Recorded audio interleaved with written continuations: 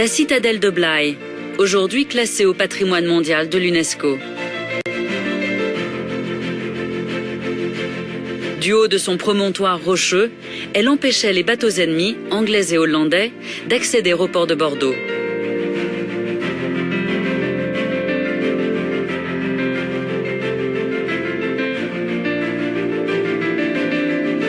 Dans ses mémoires, Vauban a écrit que de toutes les places fortes qu'il a construites, c'est de la citadelle de Blaye dont il est le plus fier.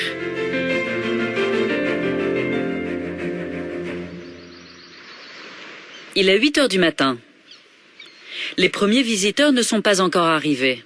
Un moment privilégié pour Élise Barconnière, la guide de la citadelle. Ici, on est à l'endroit où on a, selon moi, le plus beau point de vue en fait sur l'estuaire de la Gironde. Il est majestueux, très très large. On a l'Atlantique très loin, mais qu'on ne voit pas encore d'ici, mais on a vraiment quand même l'ouverture maritime. Déjà, c'est pas seulement le fleuve. Et puis on a ces îles, cet archipel des îles là, qui est à la hauteur de Blaye. Donc avec des lignes très horizontales. Enfin, c'est un endroit moi que j'affectionne particulièrement. Le site est occupé depuis très très longtemps, depuis le premier millénaire avant Jésus-Christ, et il a toujours été habité. La ville de Blaye, elle était ici à l'origine, et puis au cours du XVIIe siècle, on en a fait un site uniquement militaire pour contrôler l'estuaire de la Gironde. Le site a évolué, la ville s'est déplacée, elle est allée s'installer au pied de la citadelle. Les soldats ont pris la place des habitants. Et Vauban va récupérer aussi un maximum de défenses existantes et les intégrer dans ses fortifications.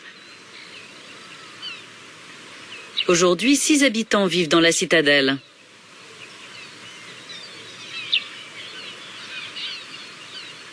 C'est un endroit vraiment qui a beaucoup de charme, assez difficile d'expliquer pourquoi, mais vraiment un charme tout à fait particulier.